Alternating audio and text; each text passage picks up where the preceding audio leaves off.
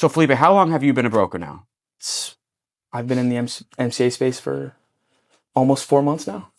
That's it. Almost 4 months. Okay. What tips, because I can already tell you kind of have this, you have the vibe that you're going to do, God willing, very well. But what are some tips that you could go back and either give yourself within the first 30 days or give to other new reps? We have a structure of team leads. Mm-hmm. We have team leads. We have people that teach how to do things. Mm-hmm. If you're not up the ass of your team lead at all times, like a sponge, trying to learn absolutely everything, absorb as much information as you can, asking questions to the point where they're upset at you. Yeah. They're like, I need you to leave me alone so I can get something else done. Yeah. I think you're wasting time, or you're definitely wasting opportunity. 100% wasting opportunity, because they're right there. They're a fountain of knowledge. They've been doing it for years. I mean, I've got mine, Daniel. Mm-hmm. Danny's been doing this for over 2 years now, and I think he's one of the best in the industry. Yeah. Much less the shop. I mean, the industry. He's fantastic. And he's just a mountain of knowledge. He knows everything that there is to know about the product inside and out. He knows how to sell it. I've seen him work the phones before, where he picks up a call and just off the first 30, 40 seconds of a phone call, he's telling you how he's going to get his approval, who he's going to get the approval from, what it's going to cost you, the term, everything. He does a perfect pre-pitch within a minute of a phone call with somebody that he's never spoken to before ever, and then comes back an hour with exactly what he said, word for word. I've seen that happen not once, and it was lucky, time and time again. Yeah, and I hear that from people where they're like, I'll be talking on an opening, and there's some in my videos where I'm saying, I'm doing like a soft pitch of the merch, and I'm going, okay, so if I can get you something around 50K, 28 weeks, would that help? And people ask me all the time, how do you know what approval is going to happen? Are you just making that up? Are you just lying? I'm like, no, I've seen this deal so many times. 100 times. It's a construction deal. They just took 60K 2 months ago, and their revenue's increasing. So it goes to show the experience. And so like, and we'll wrap up after this, but like, it sounds like you're saying that you really need to be coachable and like, and humble enough to learn if there's someone that's better than you. 100%. And willing and hungry. Yeah. You can't just be coachable. So then whenever your team lead has a second, your team lead is booked. They're busy. They're doing things all day.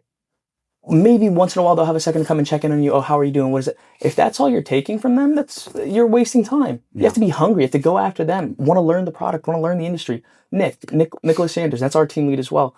He's been in this for 5 years. One of the best closers I've ever seen. Yeah. You get that guy on the phone, your deal's been taken care of. Yeah. You get him on the phone with him. You got your offer. You did everything you needed to do. If you get him on the phone with Nick, that deal's being taken care of. And I don't mean put him on the phone with Nick and walk away. Sit there and listen to how he does what he does. Yeah. Not just have him do it for you. Like, how does he do that? Oh my God, the way he spoke to the guy, the way he matched his energy, his tonality. He was acting this way, so he said that.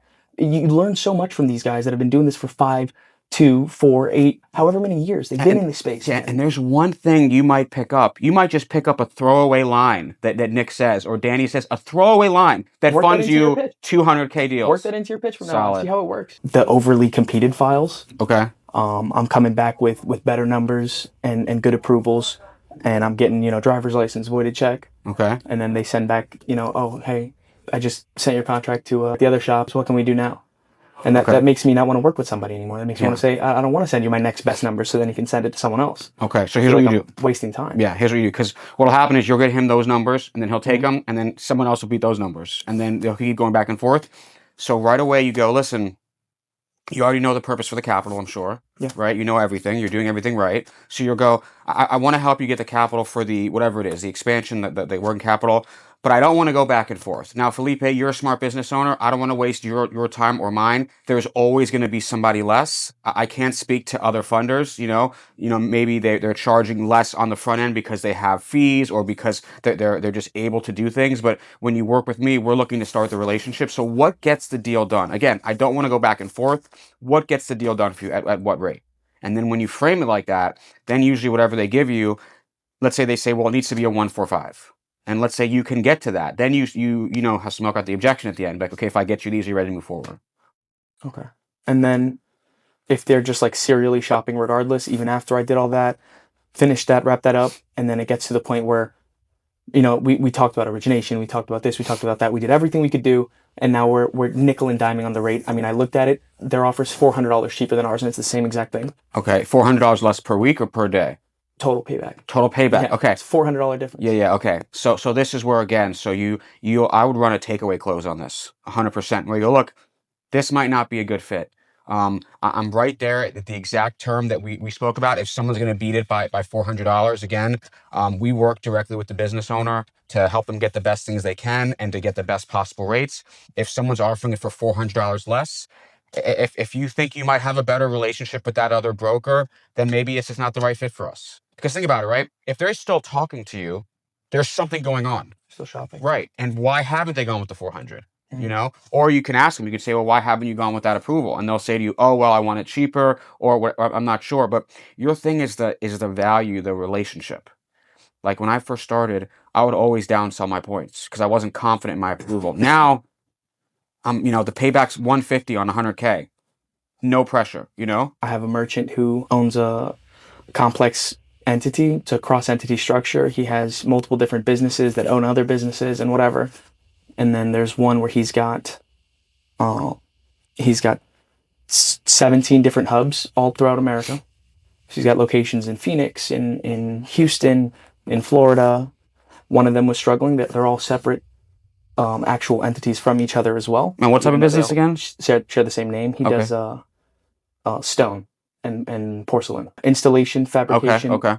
He makes it. He imports the slabs. One of their locations was dealing with a landlord dispute. Okay. And they were struggling with that, and as well as the location itself had shut down for a little while, which is why they were having this landlord dispute. There wasn't any money in that location, and their landlord was already going to sign a new leasee. Okay. So they were going to kick him out, and then what they did was they forced a Chapter 11, Subchapter 5.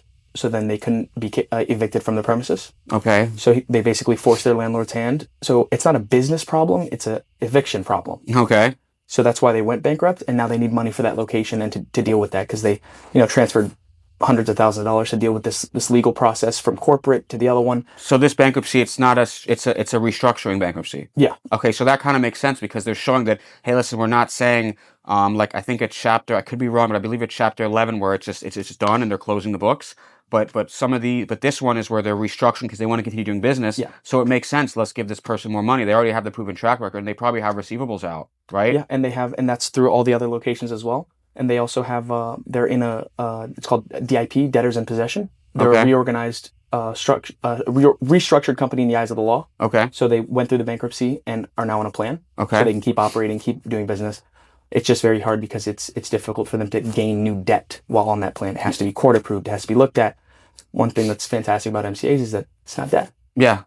It's a sale. It's a sale of future receivables. So we're buying something from them. We're not putting them in more debt. Yeah. Where else can somebody structure something for him where he can get that money and flow it into that business? Yeah, He's bankrupted right now. Where else can somebody actively in a bankruptcy get capital? I have no idea where you could take any kind of funding while in a bankruptcy. People, just crap on MCAs all day long and X, Y, this, but there's a perfect example. There's a business owner that is continuing the business. He's going through a legal restructuring. Yeah. I mean, it's like Donald Trump, right? Remember when the debates, they were saying, you filed bankruptcy. And he's like, I took advantage of the American tax system for my business's benefit. Same exact thing he did. It's the same thing, yeah. It wasn't a struggling business. It was a landlord dispute and he won. Yeah. Felipe, thanks so much for joining me. Absolutely. Thanks Let's for having go. me.